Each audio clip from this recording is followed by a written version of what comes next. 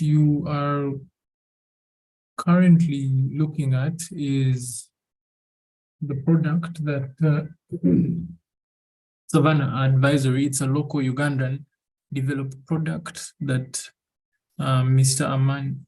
Amani has shared. We are calling it Fanya, and this is what we would consider as the system's dashboard, with a highlight of a general overview.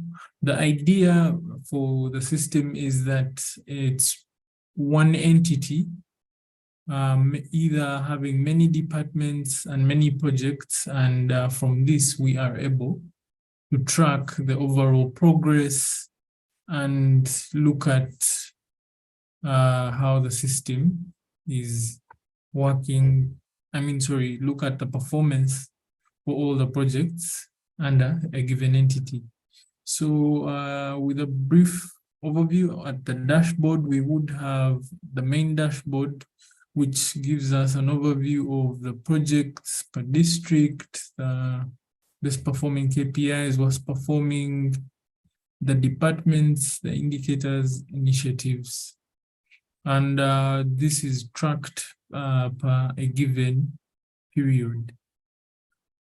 We can also dig deeper to look into what we now consider a projects dashboard, where if we can say maybe Kwanza Africa here, we would now move in and get a more project-specific overview.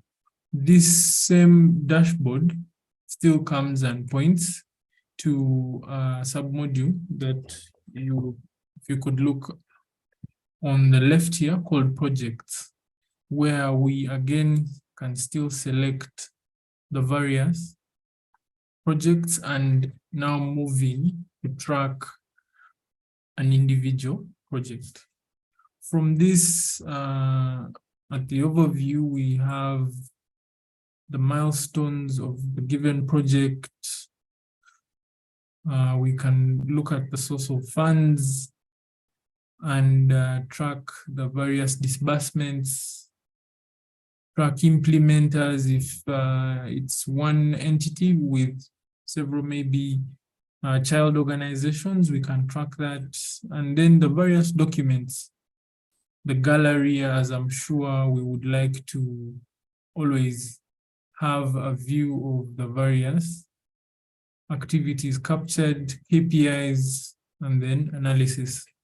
From this, I think from the overview, I would like to take us directly. From that brief outlook, I would like to bring us back at the overview, where at this point, what we're trying to capture is a snapshot performance of the project, where we do have the physical progress, where this is an accumulation of both the milestones that have been the progress on the milestones, and KPIs. We would have the milestones now themselves being tracked with their current status and the disbursed quantities, the sources of funds, how much has been committed and how much is disbursed, the various implementers, we don't have any here. Then the KPIs with their current statuses and up to something as unique as when it was last reported on. So moving on, if we move to KPIs, for every project, we are able to outline what outputs we are trying to capture here. For example, enhancing performance, increased portfolio income, and so forth. And it is these project outputs that are then linked to the KPIs. And our system works that it is at the KPI level that we do this reporting. So with an output, for example, growth of software engineering portfolio, we would have the number of engineering projects, the finances, then increased portfolio income, we have increased income streams, and so forth. This is the same for all the projects that are under that are tracked in the system, and we have would have the ability to still go ahead and add new KPIs. That is, I think we can select one and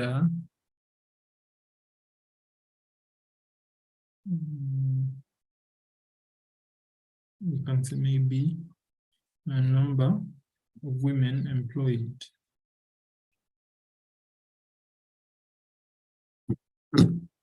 And from this, we would be able to select the reporting measure. Are we reporting in terms of numbers, percentages, and is it qualitative, yes or no, fair, good, or is it a text report? From there, we now move to what we're calling a scorecard, with the idea being, here we want to give limits for performance.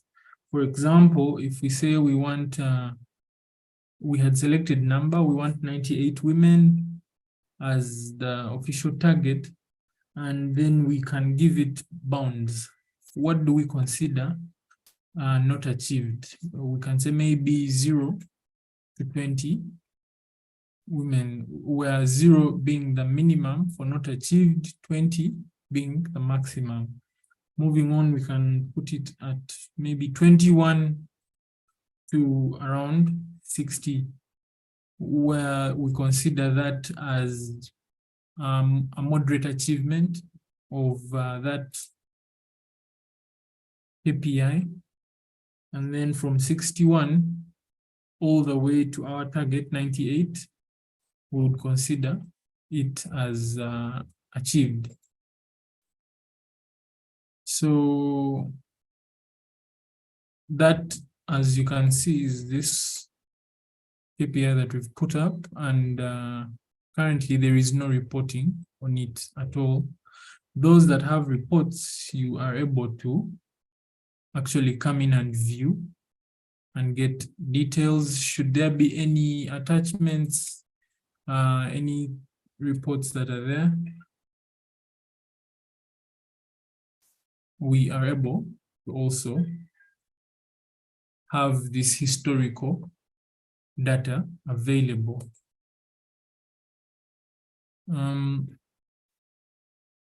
I think that would be an overall overview. We then move on to things like the financial analysis. This is information that we capture over time and are then able to provide a kind of trend for the overall project. We do have a map showing where this project is present. Here we have Kampala, Luwero, and Kitgum.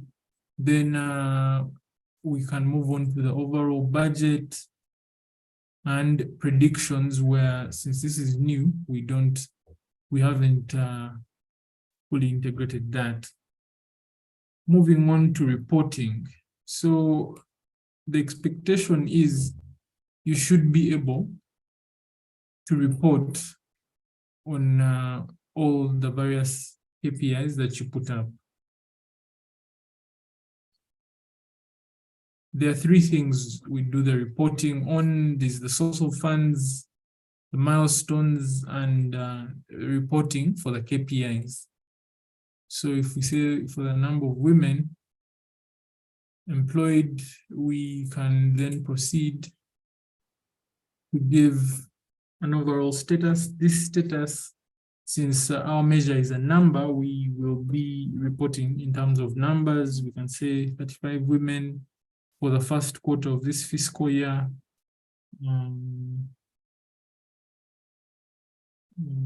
And we would provide an explanation. Sorry.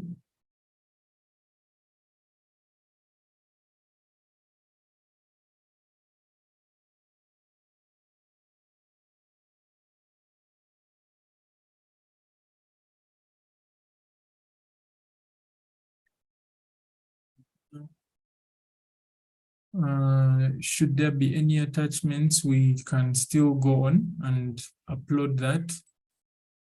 I currently don't have any nice attachments. Then we move on to publish our report.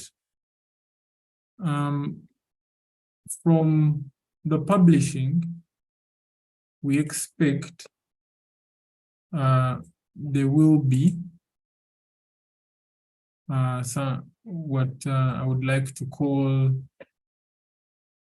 some kind of follow-up, where for the KPI that we've just reported on, this report can be reviewed and either rejected or approved. So it is only upon an approval that the status of this KPI changes and the overall progress for our project is able to also change as a result. Following that, we can still move on, I think, in reporting to report upon the milestones or track a disbursement. That is to say, for the government, this is money from the government of Uganda. The committed amount was 200 million disbursed currently. It's 15. We can add another disbursement, just say of 30 for this given date and save these changes. And still from there, we can still move on here and have updates coming in from milestones. Milestones is not necessarily the KPIs, but at what point do we expect that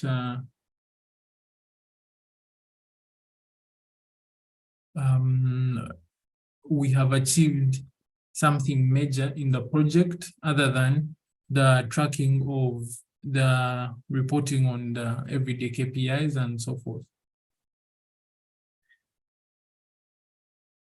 Okay. From there, there are other aspects that the system is able to follow up on, things like the departments. We are also implementing what we want to call an overall results framework, where we are able to track and visualize the various KPIs, the various outcomes and their KPIs with things like the sources of data, the frequency of reporting, baselines, how much percentage-wise has been spent, how much has been released, how much has been spent as per the budget, what part of the target has been reached, the rating, and an overall explanation. We also move on to the KPI reports, overall action trackers, where we can have various events tracked and highlighted, and of course, some general configurations in terms of the user management, overall departments in this entity, what other child organizations are there that are in this group, and the various sources of funds, So I think I can have that as brief overview. I don't know how much time I was given. I wouldn't want to exceed. Overall, that would be the idea. The number of projects that can be tracked is, I would not want to say unlimited, but there is no limit in this system. And with the capacity being homegrown, the system is able to carry out the various integrations that Mr. Amani pointed out. That is why we are looking at this as an integrated M&D system. There have been also various requests for already available tools that really do some things very well, and how Fanya would be able to work with that, the other systems that are available. Other than that, Mr. Amani, I think I would want to push this back to you, and thank you. I know there are questions, but I think this will probably be at the end of the session. So, however, I think I've also been able to view those questions. Thank you. Mr. Amani, over to you.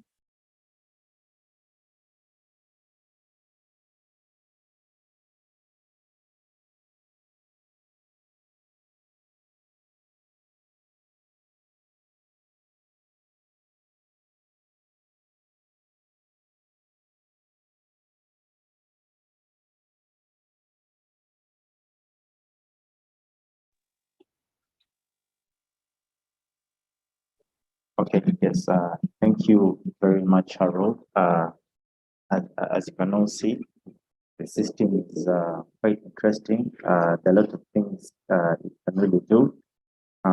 Just to add on what Harold has said, so I would just like to take you through a brief process when using this system. So, Harold, allow me to share my screen.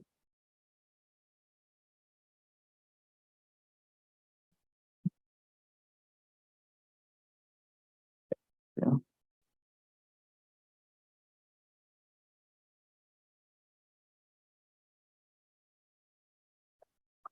Okay. Yes. So, Harold took us through system, with also the dashboards, the beautiful map of Uganda, and the districts where these projects are. But now, I would want us to go through. I would want to give you an example more of an illustration. Yes, it won't take much time. I'll just walk you through a summarized process. So the first part, when using this system, let's assume you're putting the system in your organization and you're using it now. So you go to add project. So when you go to add project, this is what it brings. So we can just think of something, let's say, we can call it anything, youth, or maybe youth, or we can call it watoto wetu. Watoto wetu. Yes, so you can even give it a project code. So for this case, I can give it a project code of 005. Then our selected department, that's M&E. Then here you can give a brief description. Maybe this is this project is aimed at maybe, let me say, employing youths in the country. This is just an example. Yes, then you click next. So when you come here, since you have the time frame, we can give it 2 months. So we can look at maybe, let's say, 1st June of this year. That's the estimated time range to let me say, can think of, let's say October. Let's say October around first. Yeah. Then here there's also the actual time range. So the actual time range, you can even change it from that first date I'd given it to 5th. Yes, so I put it on 5th and the actual ending time range. So we go up to, let's say, 31st of August. So the project value. So as you all know, the project value is different from the contract sum. So the project value could be, let me say, 500 million. 500 million VGX, then the contract sum that you have for those months that you're working with could be 200 million. Or let me say, let me just give it 300 million. Yes, 300 million. So here you set your objectives. So the objective is set, let's say, to solve the problem of unemployment, to solve unemployment, let me say, so unemployment of youth in Uganda. Sorry about that. Of youths in Uganda. Can say, to have 50% of youths running their own businesses,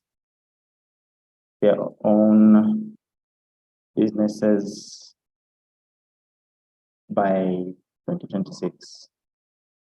Yeah, 2026. So project category, here we can look at, let me say how you got the sources of funds. Let's say, we can say external funds, or we can say government of Uganda. Let's go with government of Uganda. Then NDP flagship, which yes, then go to next.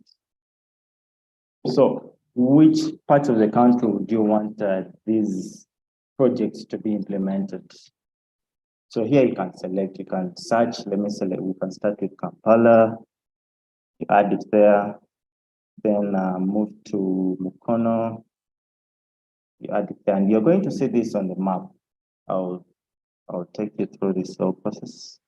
Then you can put Gulu, then you can also put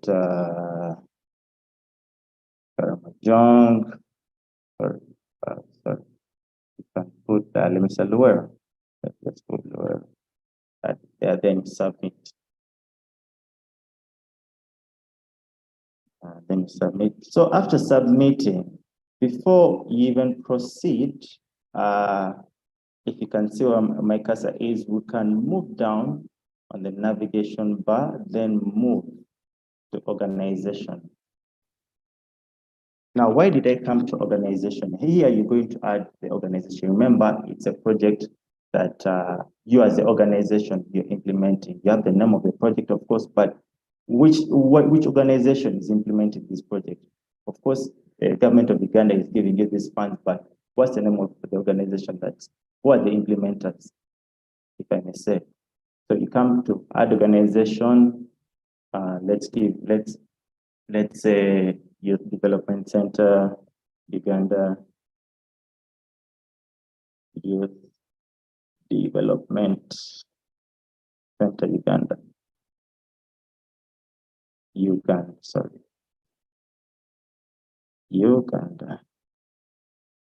So email, we can just come up with any email, let's say info at youth development.ug. Here you can give a website, let's say www.youthdevelopment.com. So the local address where your offices, you can say they're located in Kampala. Sorry. I can even put Rubaga location, Rubaga. Then I can give a brief description of this entity, this organization. So you can say we train or we equip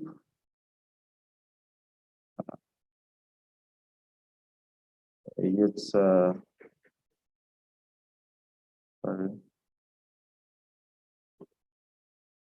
skills with skills that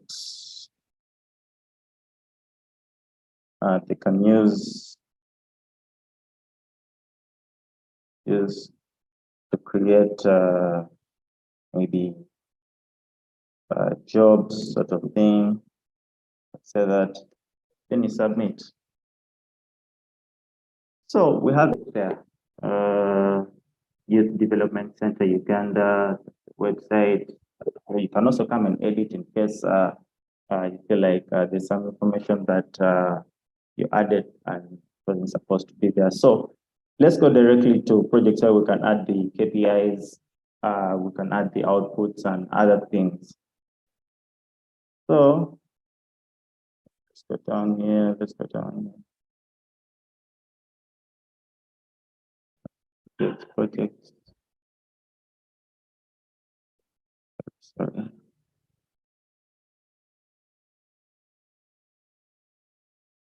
Okay.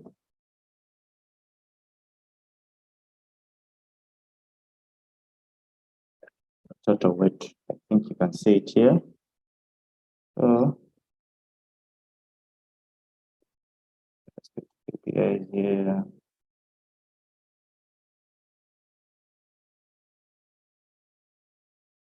Over to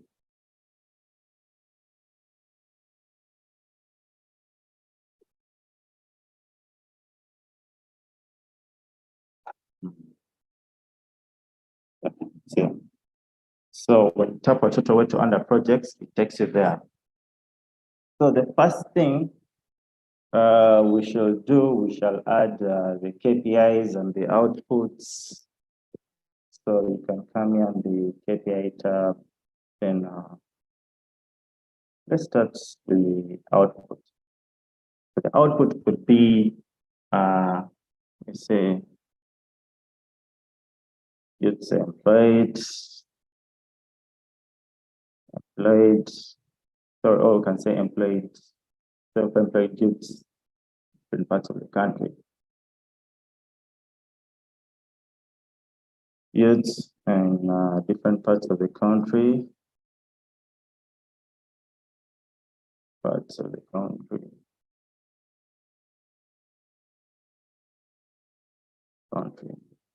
So these will be the parts that the districts that we selected earlier on. So you can just say submit. So we submit, it's going to come there. You can see it. So we go back to KPIs. So under KPI, we're going to add it here. So when you see there, you select, this is the KPI with the output you had selected, sorry. Then under KPI, you say number of youths employed. Youths employed.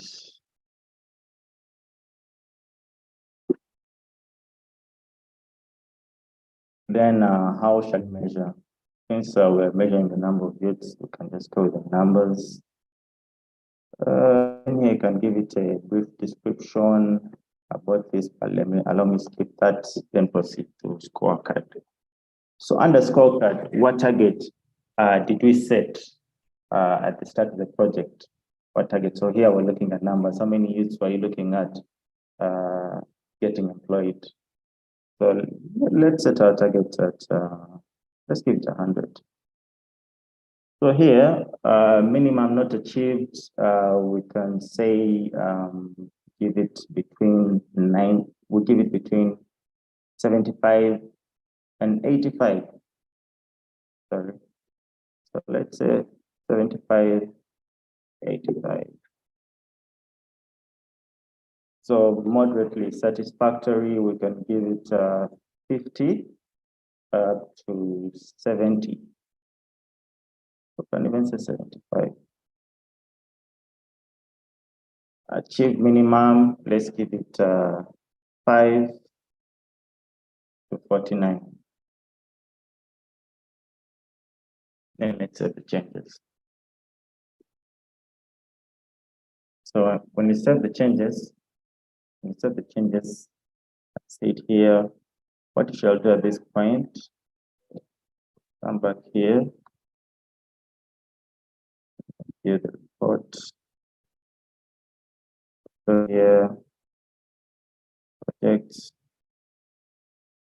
under projects, come here, you click reporting. So under reporting, you're reporting on the number of youths employed. Tap it, then you proceed. Then click proceed, it's going to ask you for your status. So what's the current status? How many youths have been employed at the moment? Let's give it roughly, let's say 79. So here you can explain, maybe we can say 50 of these youths, of these employed, of 50 of the employed youths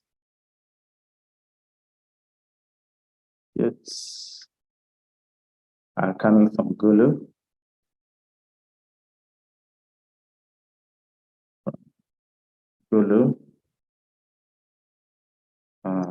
Then let's say 29 of them, 29 of these other youths, of the other youths are from, let's say, Kampala. So which fiscal year are we looking at? We're looking at 2023, 2022, 2023. That's what you're looking at. Then the quarter, let's go with quarter one. Then the publish report. So when you publish report, you can see it here. You come back to the, you go back to the KPIs here, then KPI reports.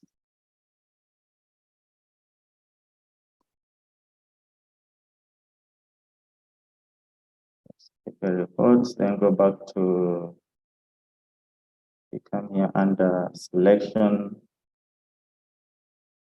and reporting.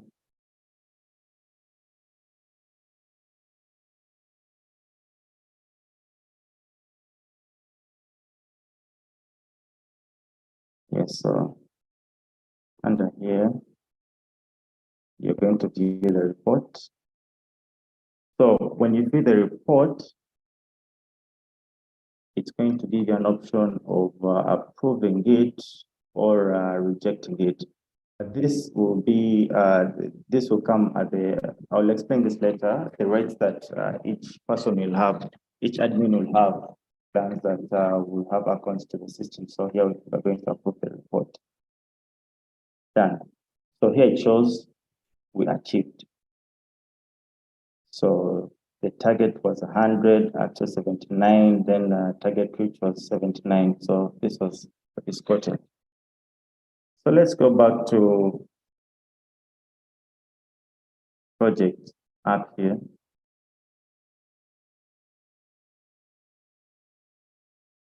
Yeah. So here we go back to the total web tool.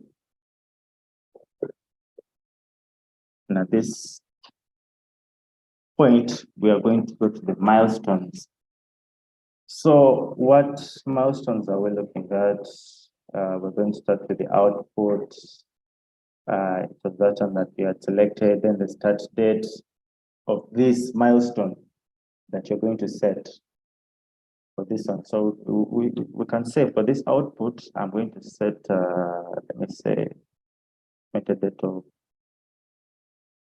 20th June, then you'll say maybe you want to have achieved this milestone by July 14th. Yeah. You can give a brief description. This milestone. You can say, let me say, youth. Let me say, we can say, you can let's skip this one for now. Not spend much time. So, which districts are we looking at here? You're going to report on Kampala and Gulu. So, what was the committed amount? The committed amount for this milestone was, because here we selected, remember, we have selected only 2 districts. So we can't put the total figure that we had put at the start of the project, which was 300 million, yes. So here we shall look for the committed amount for these 2 districts in particular. So we can say we committed, say, 200 million. Let's go 200 million. So how much was released for these 2 districts? Let's say 100 million. Then you submit. Submit. We shall go sources of funds. The sources of funds. We can say government of Uganda because that's what we had selected. And, or we can say it was journal. And select category. It was say it was let's say loan. Yeah, let's go with loan. Then financial entity. Government of Uganda. Amount committed, we had put 200 million. Here to be UGX. If it's in US dollars, there's an option of you changing here the currency. It's pounds, euros, anything. So, but for this case, let's go with UGX. So you also add source of funds. So here you can also select action and also add disbursed. The disbursed, you can say how much was spent, how much was released. So let's give it 2 million. Then the date, when was this money released? Let's say 21st of this. Then you set the changes. So the disbursed is in 25, it's in percentage. So you can see the changes are already reflected and it's showing 25%. Then let's go to implementers. If you can recall, there's a part when I just started explaining where we first went to the organization and added implementers. So this is where it comes. So we had selected Youth Development Center. So Youth Development Center, what's the role? So we should just say project implementers. Project implementers.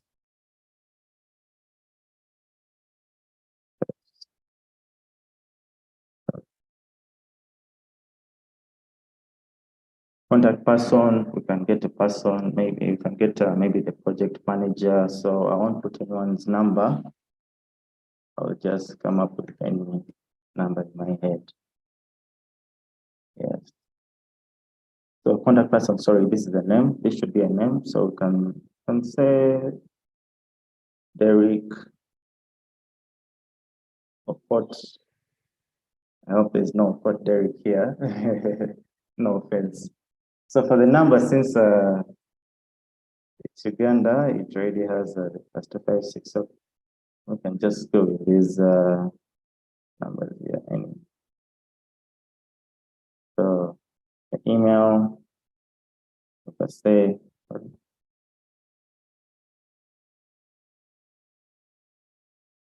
zero.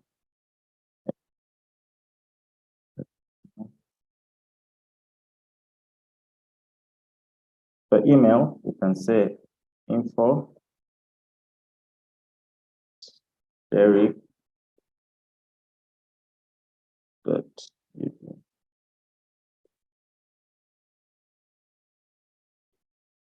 so the estimated start date for Derek would choose 5th of June, let's say, then finish. We can go up to September. Okay. This is the implementer for this one in particular. Sorry about that. Yeah.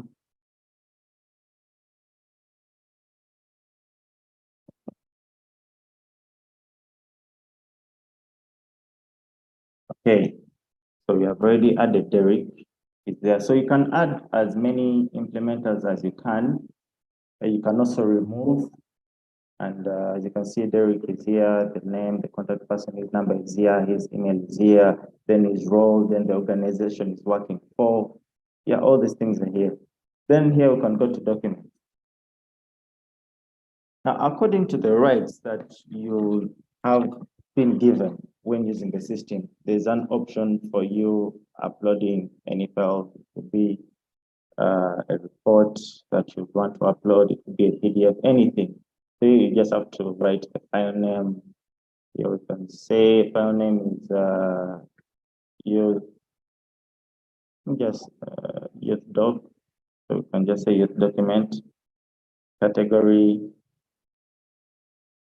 here you can say report. Then you can also choose file.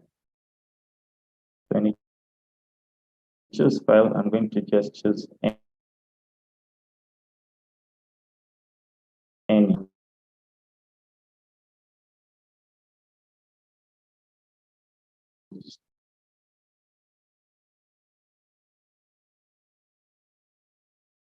Just say upload. Sorry, my internet is a bit shaky. Yeah. So here we'll go to gallery, like what the previous speaker had mentioned, Harold. There's an option of you adding an image.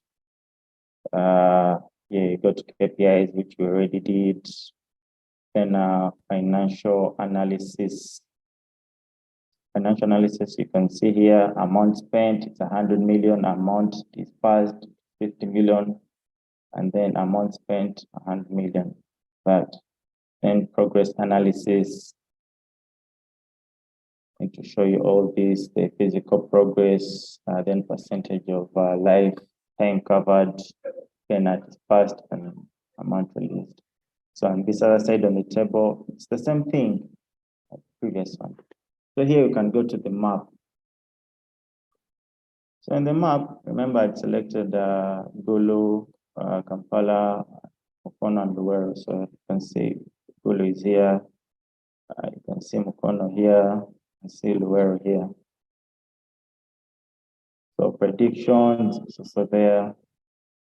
And budget, you're also able to add here.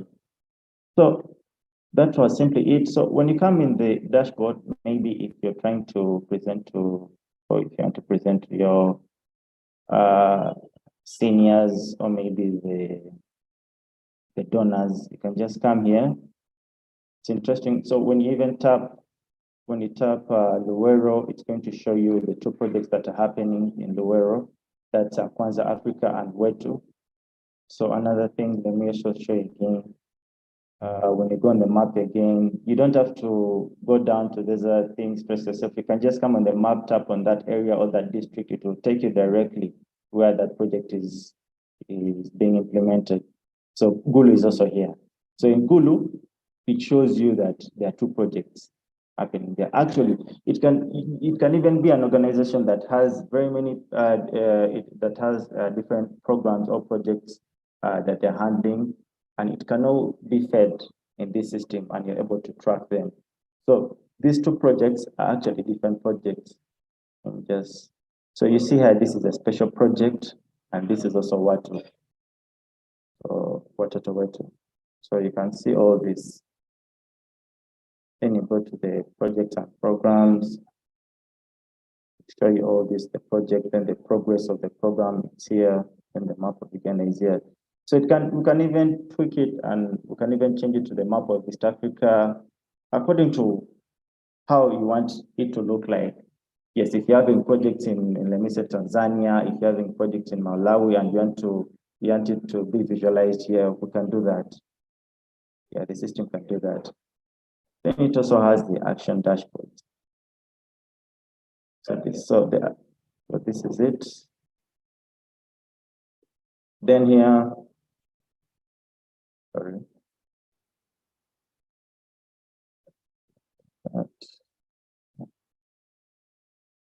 So in the admin configurations here, it has different roles.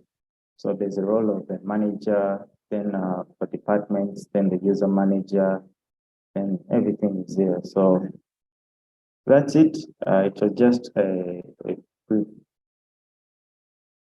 process that I wanted to share with you. I'll welcome any questions at the end of the presentation. I'll just want to go back to the PDF that I was sharing earlier on. So at this point in time, let me stop presenting this and bring the pitch deck.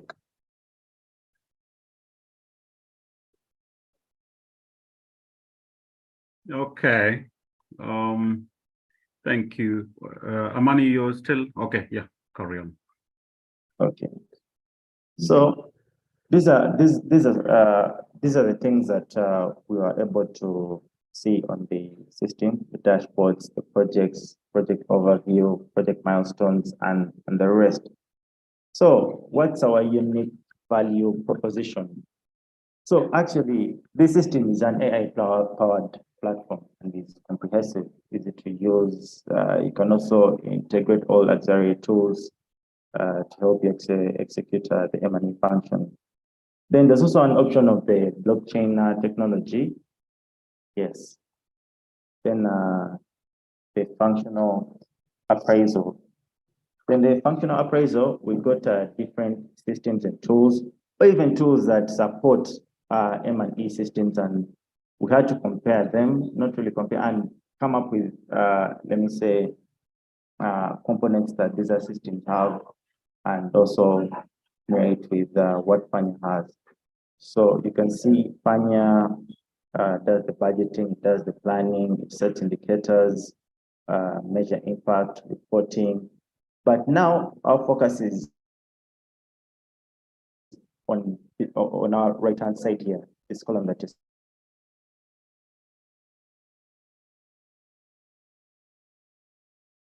saying in the chat room, someone had asked whether it performs the same way Tola data performs.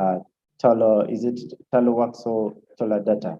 Yes, Tola data. I've interacted with Tola data myself, and that's why I came up with this functional appraisal. So then here we go to benefits of using our system. Benefits of using our system. So you can plan, you can real-time problem solving, then project efficiency, effectiveness, and result-oriented. Then approved data inputs are traceable and mutable. That's the blockchain layer. Then demonstrates that performance outcomes are due to successful project interventions. Then actively tracks progress on performance against defined objectives and goals. So we saw all this, most of this. So in case anyone is interested in this system, any organization or any entity, this would be our suggested next steps. Would probably have a discovery meeting, then form a proposal, evaluation and decision, piloting, then support and maintenance. So that's it for me. Thank you for listening.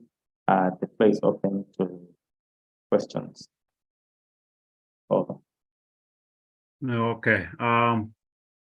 I would have said round of applause, but probably we cannot hear when people are clapping. So thank you very much, sir, for the presentation. Ronald and Mani. Thank you so much, and your whole crew. We really appreciate you. And I see a couple of hands. I will take some hands, then I will also read some questions that we already have so that we see how we can handle. So first question is coming from our VP, Josephine Watera. You may unmute, please. Just a second. Just a second. You may unmute, Josephine. Thank you so much. I was first giving the round of applause to allow other people to first ask, and then I come. But since you have picked me first, I already see some of the questions that I had being raised by others. Okay. The issues of can it function offline? Does it have obligations in terms of licenses? Issues of integration with other systems that are already in organizations? How smooth is it in terms of integration? Let me stop at the 3 so that others can ask other questions. Thank you. Okay, all right. So probably we shall go. I think let's first answer those 3 questions, and then I can add you more because I was collecting all the questions, so I have all of them. So Amani, you, if there are any, if there's anything that you need to present, you may do so. If there's something you just need to talk about, you can also do so. Thank you.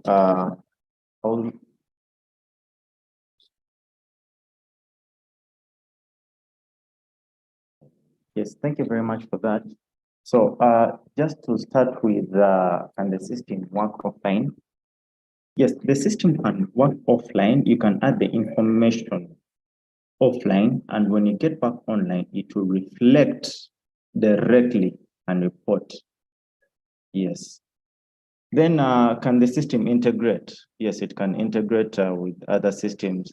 That's why even in the pitch deck I had mentioned that it can integrate with other luxury tools, sort of thing. And when it comes to the licensing and subscription, yes, we have that package. We can just have a one-on-one conversation in that area. Yes. Were there those 3 questions only? Okay. Any other questions?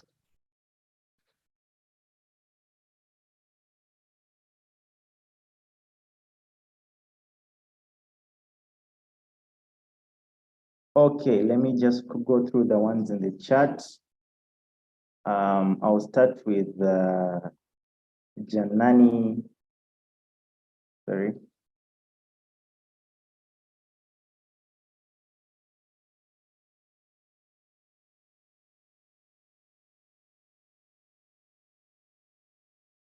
Sorry, I'm trying to get this question here.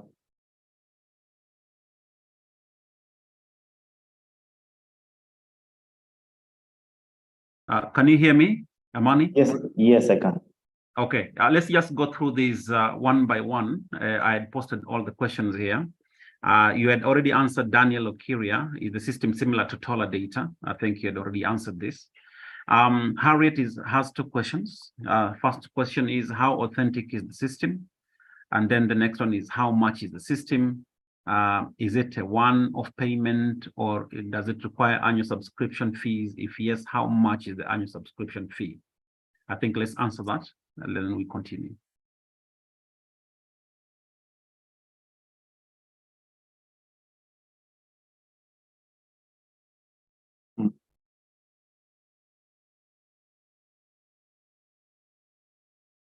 Amani, are you there? Yes, can you hear me? Yes, I can hear you now. Okay, thank you. So the system is authentic. We developed it ourselves, so the system is authentic. No worries in that area. We can also customize it the way you want it to be, or even tweak it to any functionality you'd want it to perform. Then the subscription.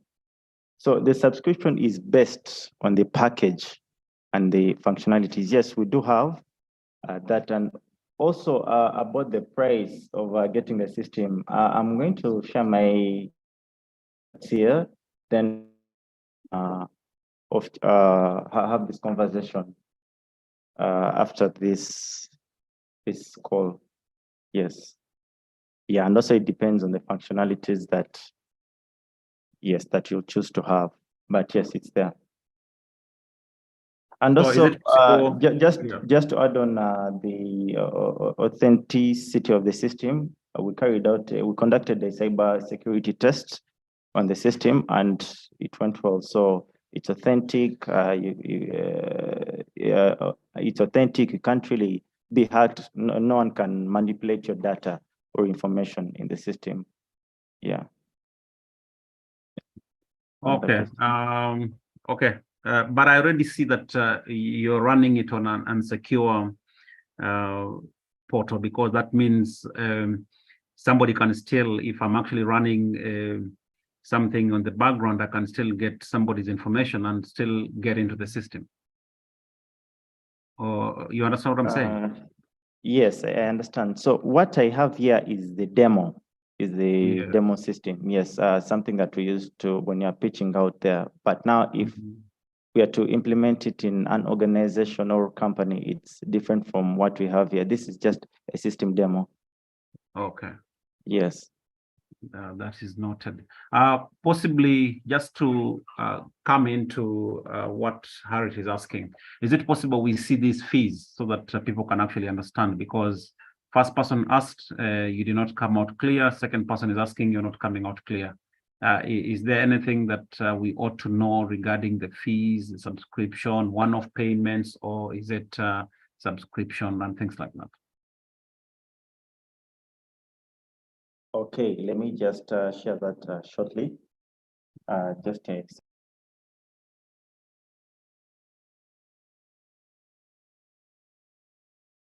I think as you're explaining that, you can actually conjoin with Asimwe Joy's question. She's asking, is this system available for purchase and where? So as you're explaining the fees and things like that, you can also just come in quick on that.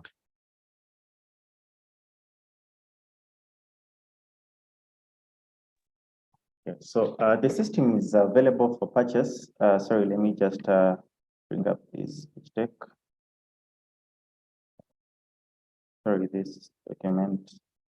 And then next.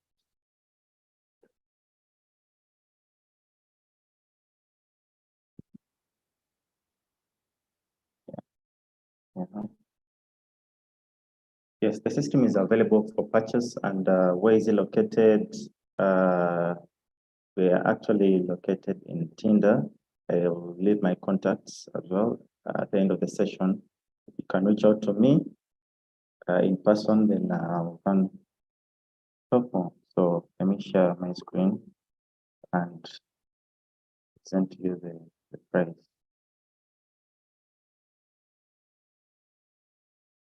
Okay.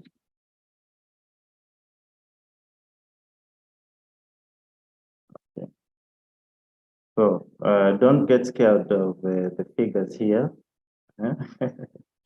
So the packages that we have here, there's the light package, there's the basic enterprise, the standard enterprise, and the premium enterprise.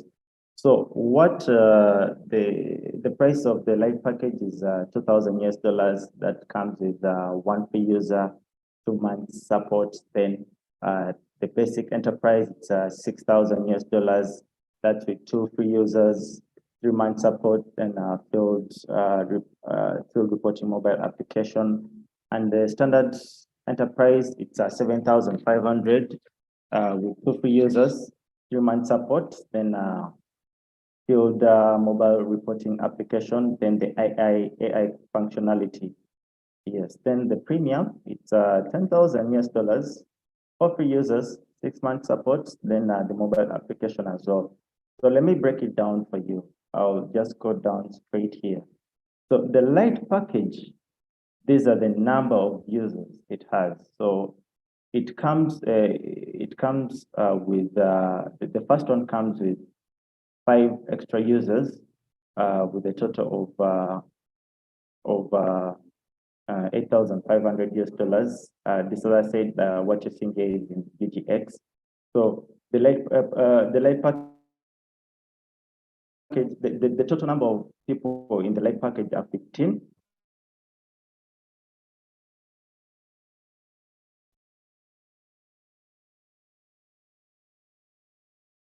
The other ones here, that's the basic enterprise, the standard enterprise, and the premium enterprise. So this is simply it. I know it's quite broad and quite confusing, but we can still have this conversation, like I mentioned, after the meeting, and we can talk more. So just a second, hold on.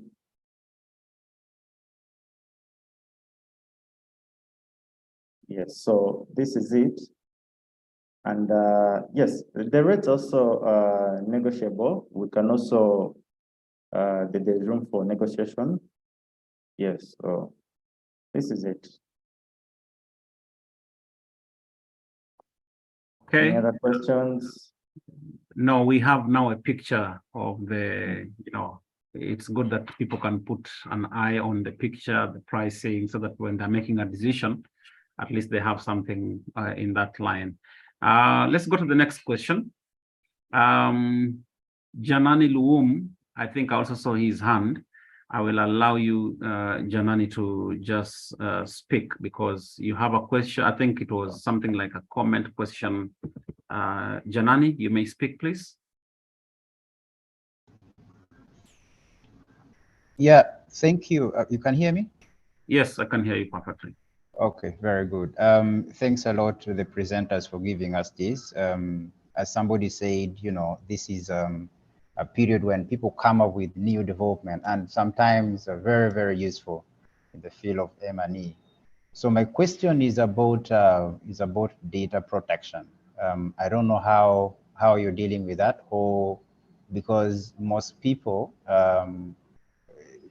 what will be at the back of their mind is how secure our data from a third party. So I don't know who is your host and how you protect your data. I mean, or you protect data for the different clients. So you can elaborate more about that. And I think the question that I posted in the chat room, I think the way how he explained that this can be tailor-made according to the organization can raise that question, because in the presentation I showed that there was a mix between what are outputs and what are indicators. So I think this will be, I mean, it's upon an organization to give the client or the contractor a clean data, and then it's just an upload. So don't worry about what I posted in the chat room. You can just answer something about data protection. Yes, hello, Harold here. So I wanted to take up the question for the data protection. So the system, as you saw, we would want to have it online. Why? Because it offers integration of many more tools, things like the field reporting application and so forth. So what that usually entails is that the system has to be hosted. We currently in-house at Savannah, we use that is AWS, there is Amazon Cloud Services. However, that we can defer to what the client would prefer in terms of hosting and security, because that is the first basis of security. The second basis is, and I think we didn't show this, access to the system is account-based. That means every user will have his or her credentials to access this system. That is the second layer of protection for the data in the system. That, however, is human dependent. If you do find yourself sharing your data, your credentials, that can compromise. Other than that, we do also have in-house expertise that is in terms of cybersecurity, and as Mr. Amani mentioned, to continuously assess the credibility and the stability of the system. So there is in-house expertise to test this. We do access some of the best cloud services and also provide the account-based access to the system. This goes further in where we also restrict access to information, where not all users will see everything. We can also have that kind of arrangement. Thank you.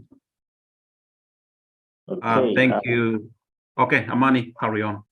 Yes, thank you, Mr. Harold. Just to add on what Harold has said, we actually have a company security policy, and we're also completing our process of registering with the Personal Data Protection Office.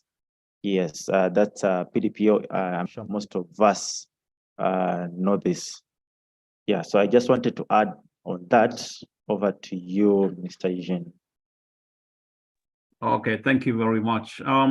So if I picked something right, so you're currently hosting this on AWS. So in case I want to have these deployed on, let's say, Oracle Cloud or Red Hat Cloud or whatever server I need, you guys are in position to do that, is it?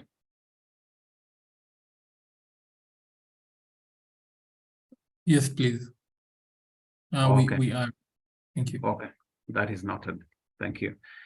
All right. Hopefully, Janan, your question has been answered. And yeah, so we can go to the next question from Jennifer Bloom. Number one, does the system have controls in case errors are made? I think, is it possible, Jennifer, you speak out so that we can actually know exactly what do you mean by errors? Because the question might be, yeah, it's quite huge. Bloom, are you in position to speak, please? Just unmute and speak.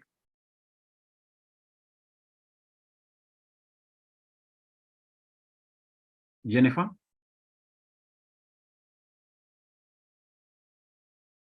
Okay, because I don't understand what the errors, I don't know, is it when you're typing the KPIs indicators or something? I don't know. Okay, let's go to the second question. How many projects can be input for it to work effectively? Harold mentioned unlimited, but is the effectiveness the same with so many or so few projects input into the system? That's very relevant. This is on performance basis. And then can it work offline? I think this was also answered. So I think question number 2 is a need to. Amani, back to you. Okay, so if I got you right, the question was, how many projects can be implemented on this system? Is it? Yes, yes. Yeah, we can implement as many projects as you can. Like it's broad, it's quite broad. Yes, and it can handle many projects. And it's cloud-based. Yeah. Okay. So to add on, maybe for a bit of clarity, so in the system can track as many projects as possible. However, maybe I think in terms of performance, the question would be, does it slow down when more projects are added? Usually that is determined by how many people are accessing the information, and that would be the biggest hindrance for performance. Otherwise, the other, still in terms of the projects, the other hindrance would be the storage space available. But other than that, should all those factors be constant, the system is able to stretch to accommodate as many projects as possible. Let me come in here quick. So in case, does a client have to, because I've seen your pricing model, and I just want to try to compare a few things in regard to performance. So I come to you, I tell you I need a system for 2 users. With this system, I'm interested in getting that package of 6,000. You're going to support me for 3 months.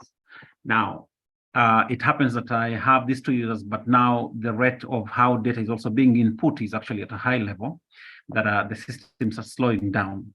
My question to you is, do I, as a client, have to buy more infrastructure bases to support the process? For instance, do I have to add in more load balancers as a client, or this can actually be handled from your side as the system owner? Do I, all things to just make and ensure that the system is more effective, more performance savvy? Yeah, so that is my question to you. Okay, thank you for that. For that, part of the client does take up the whole part of where the system is to be hosted. However, part of our process in onboarding is to offer advisory and also testing to see, is your infrastructure able to accommodate either the task that you are looking to accomplish and so forth. So we are consistently available. That is one of the advantages of having it be a homegrown solution. It means it's not something you buy and then are left to figure out. That Okay. Well, thank you for coming in quick. in terms of technical and advisory expertise to address any of the challenges that might occur. I don't know if that answers the question. Yeah, it does. Okay, let's go to one more question. What is the system? What are the system requirements for this? I mean, I think, what are the system requirements for the system? This is from Mona. I think still it will be online hosting service. You will need an online hosting service. That is if you are to access the other services available, for example, reporting through applications, or you would need an in-house server that is readily accessible with some kind of fixed IP. Still, then in terms of resources, I think for a good server, that really we can benchmark around a terabyte storage and around 12 gigabytes of RAM. But that still, as I said, is elastic, dependent on the different use cases. Okay, that is well noted. Because it's cloud-based, I think maybe something surety that we have in this is that you're not hosting. Okay, you can have it locally hosted. Oh, actually, that brings me to this. Now that you already have it hosted on the cloud, on AWS, if I deploy local server, do I have capability of this redundancy shared between the two?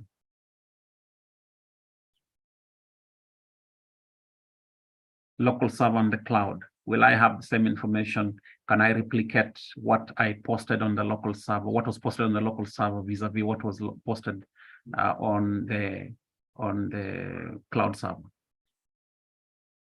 That would follow a kind of backup arrangement, I would think, where either the cloud acts as a backup for the data, so that we would then consider one source of truth that periodically updates your backup. Having both of them communicate or receive information, I think increases the complexity and the technical requirement to run the system, and I think it's wiser to avoid any situation that calls for more and more expertise. It makes it a bit more, I would say, a more expensive arrangement. However, the more ideal would be a kind of either periodic or automatic backup, either to the server locally or to the cloud, with one of them being the source of truth. Okay, that is well noted. Abbott Ntwali has two questions. How secure is the system, or how do you ensure? I think this one was answered. How do you ensure that the data is safe? This was answered. How or where is the system how or where are the system outcomes captured? I think this is on the system itself. So maybe you can come into this one when you're doing a demo on, there's somebody who was asking something that also needs a demonstration, I think. I think maybe just answer what Abbott needs to know, and we move to the next question. How or where are the system outcomes captured?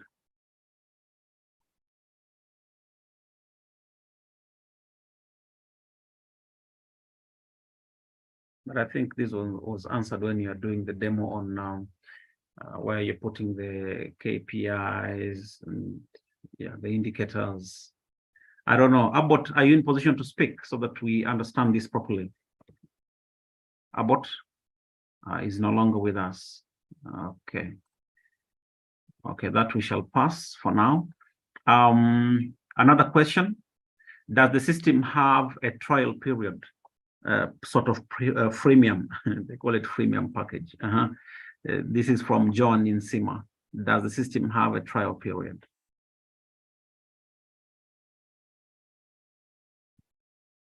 To you, Amani?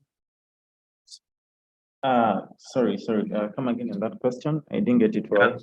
Does the system have a trial period? Okay. Just make me understand what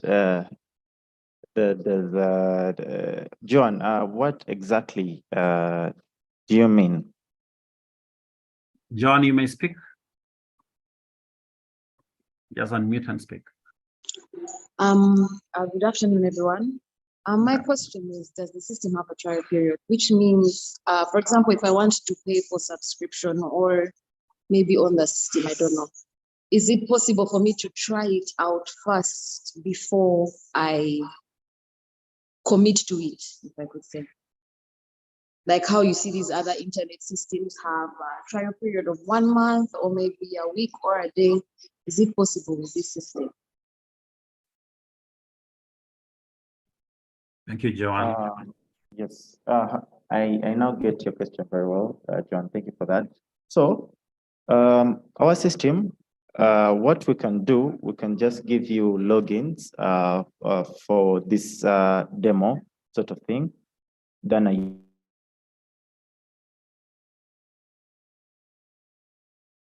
We are losing you, Amani. We have lost you there for some seconds. you're able to interact with the system as much as, sorry?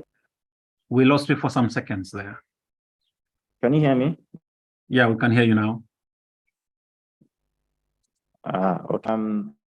Your period, or does it have an option for trial? So yes, we do have that. What we do is we give you logins so that you're able to interact with the system, add as much as many information that you'd want to add. Yes, it's just the demo version for a specific period of time to see how the system works. If in case of any errors, you're able to see, simply you're able to interact with the system. Yeah, so that's the free trial version, if I may answer you, John. Okay, so basically you get your trial version is by you being given the demo version of the system, try it out, see if it can fit. Now, if that is so, is now this person able to convert that demo version into their system, like for the organization? To your man. So if sorry, if I didn't get you. My network is a little. If I start feeding in data, you know, you've given me those trial credentials. I mean, the demo credentials. Then I feed in my data, live data. Am I able to convert these into my organization, or you will have to actually do away with the demo itself? And now, because I'm interested, I have to recreate. That means I have to recreate everything else.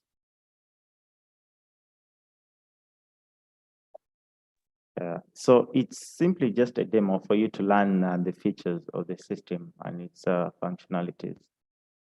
Yeah. Then to me, I think this is something that you can take as feedback, so that I don't have to demo and then do away with the demo, and yet I was actually trying to put in things that can actually easily be converted into my organization. So that there's that bit of continuity. Yes. Yes, I thank you. get my point. Yeah. Okay. Next question. I hope the purchase rates differs from individual to an organization. I think that is something that you did not talk about. The rates you showed, were they only for an organization, or they're also individual based?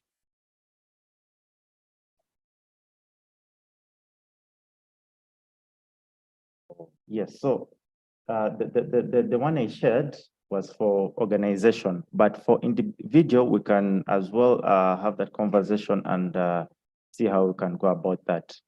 Yes, and like I said, it's negotiable. Okay, that is Yes. also noted. Where the system hosted? Okay, this one was answered. Patrick, I hope that you got the answer to this question. We said it's cloud-based, but you can also have an option that you can locally host it. Frank has a question. He's asking, what stage of the system is the development for this system, and what could be some of the feedback you got from the piloting done so far, just to understand how adaptable the system is?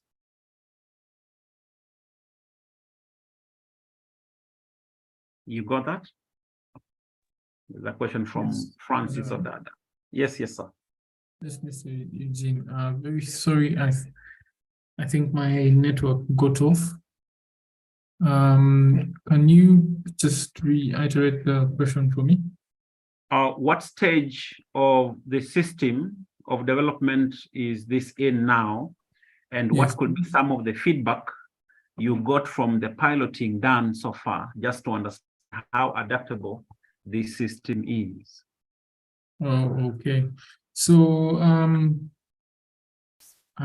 not really sure on how I would say what would consider the stage, but I think part of the process currently is we are trying to include productivity tools at that point.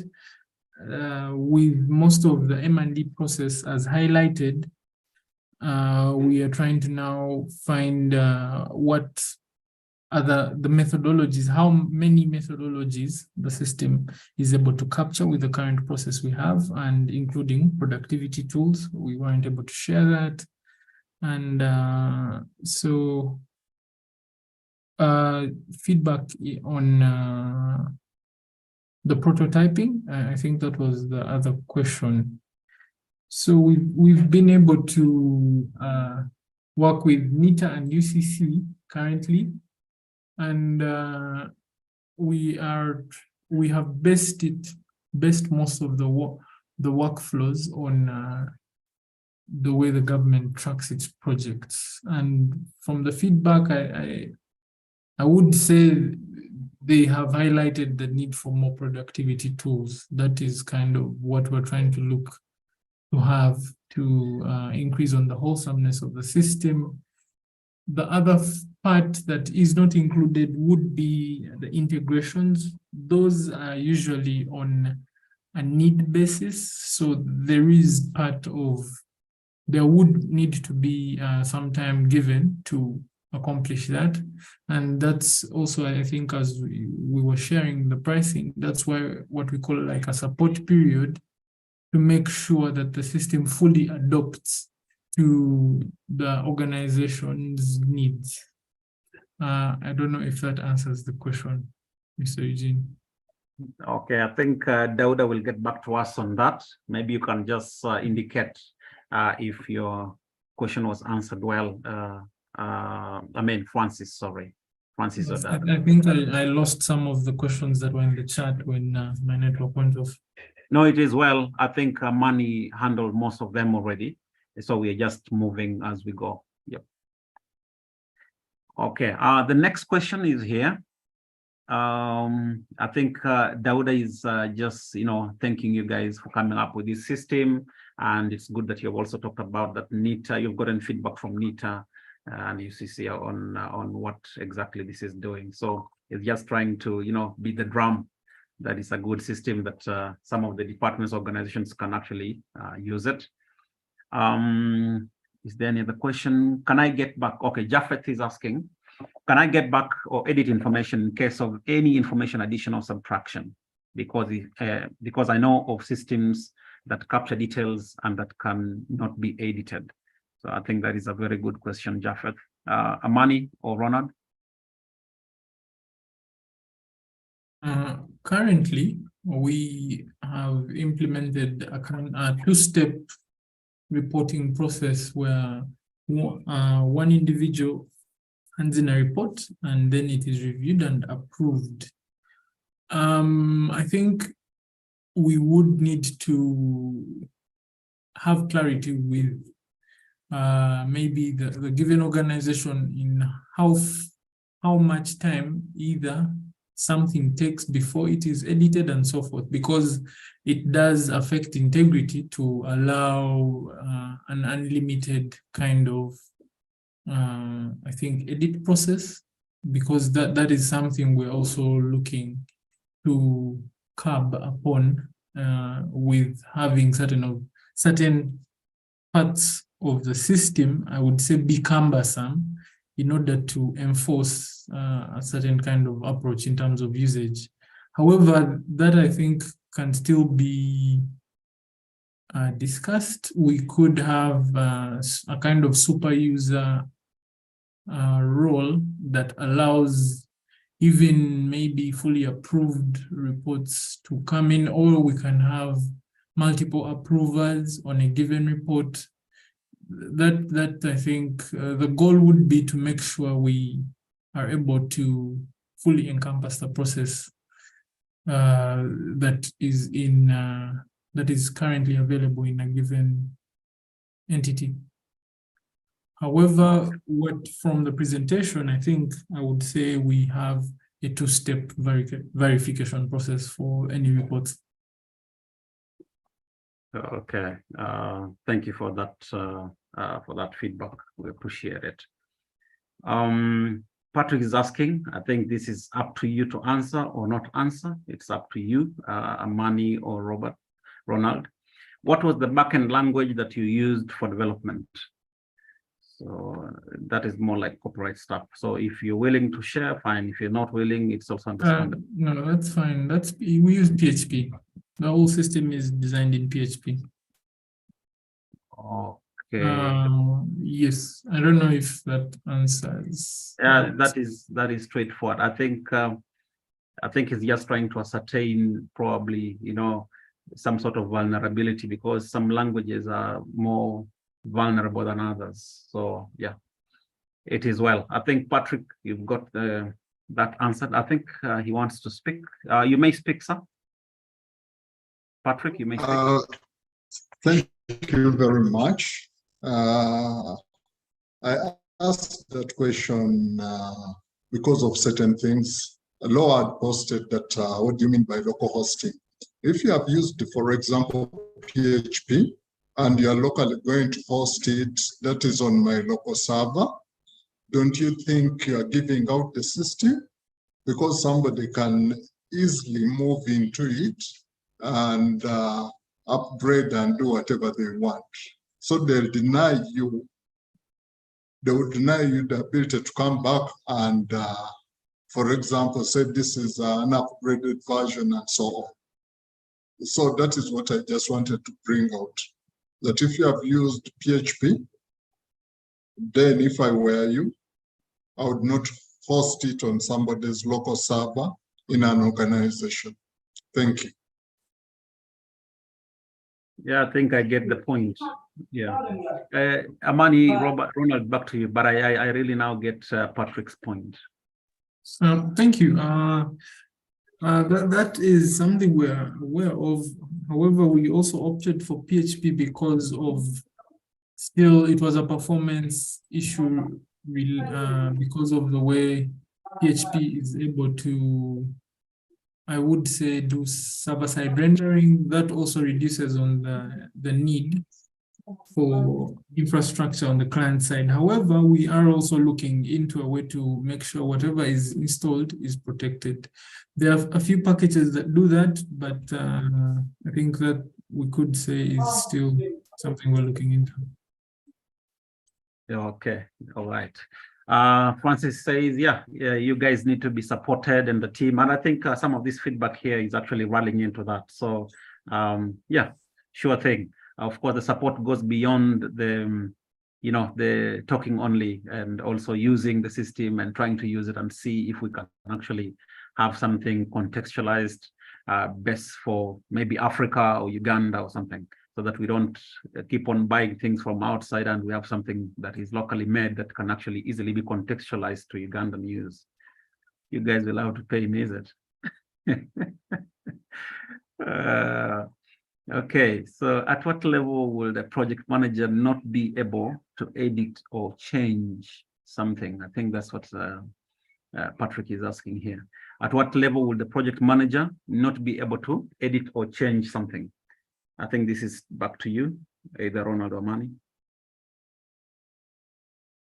I think it's still the same answer I gave. It depends on the verification process that the organization would like to have in place.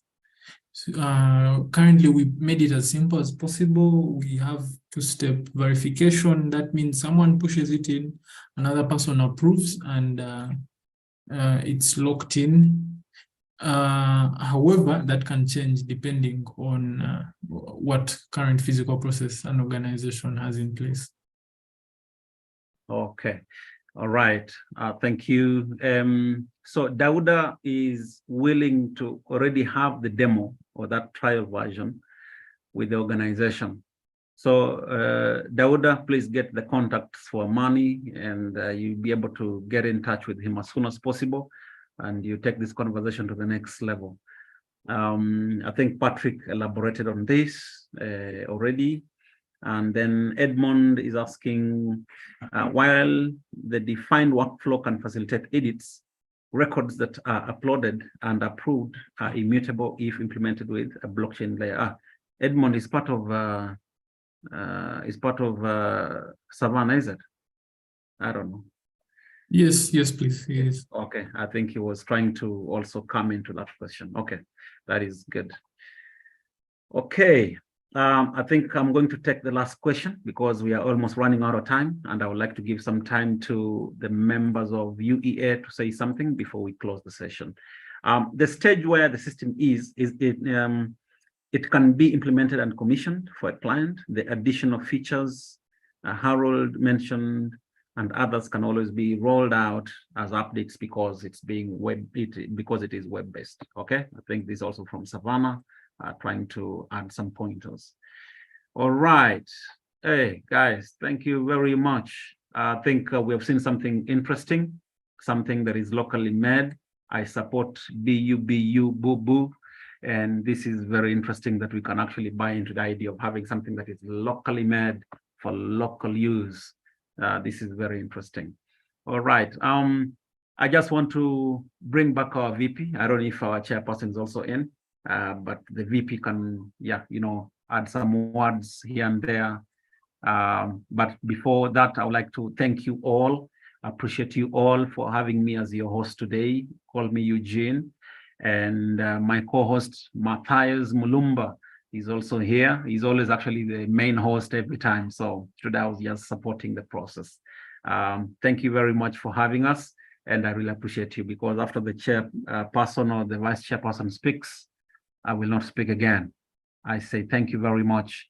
Thank you all for being here, all the participants. Thank you for your time, for creating time to be here, to be part of this process. Please remember, subscribe to UEA, be a member of UEA. Please, it is just, pay the subscription. For each and every member, a practitioner, to become a member, it is 200,000. To become a member of what we call the Young Emerging Evaluators, YEE. It is 100,000, and most of the people inside this category are what we call the students. And then for an institution, you only pay 2 million shillings to become a member. Once you've done that, annually, you subscribe with 100,000 if you're a practitioner. If you're a member of the YEE, you pay 50,000, and you have an institution. As an institution, you pay 1.5 million for subscription. I saw my learned friend, Dr. Wanda, telling me something privately, but I think that is up to discussion in the AGM. So that discussion is very good for AGM. I got your feedback, and I'll also share, but during the AGM, all members are invited, and some of these things are some of the things you can actually put into play. So I might not have to mention what you told me, but I think it's a very good suggestion that can be discussed during the AGM. So please keep this under lock and key, and we shall actually have it on board soon. So other than that, I would like to wish you a wonderful, wonderful evening. Josephine, to you, please.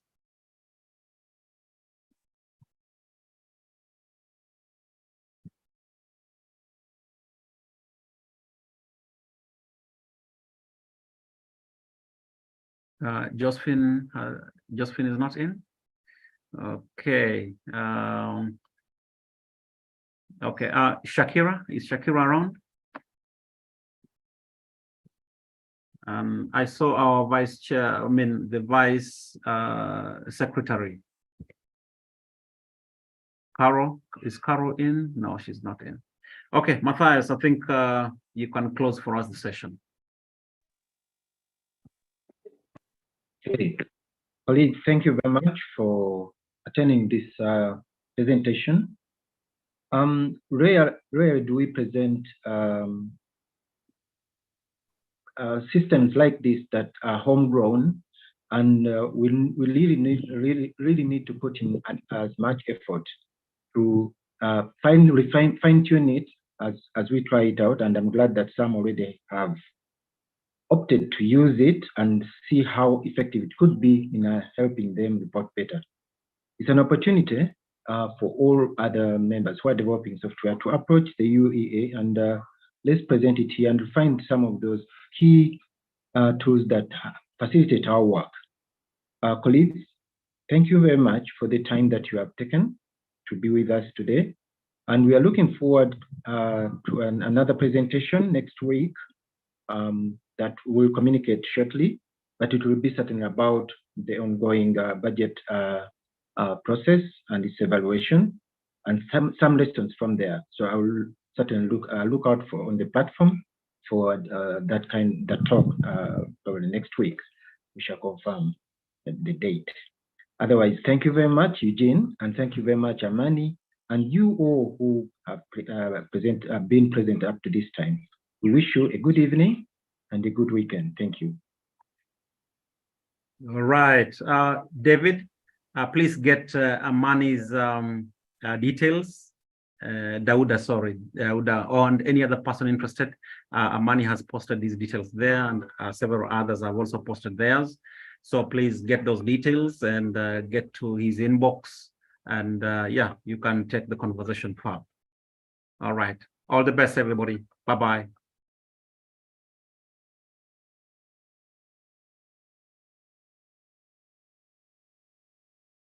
Thank you very much. Have a great rest of the day.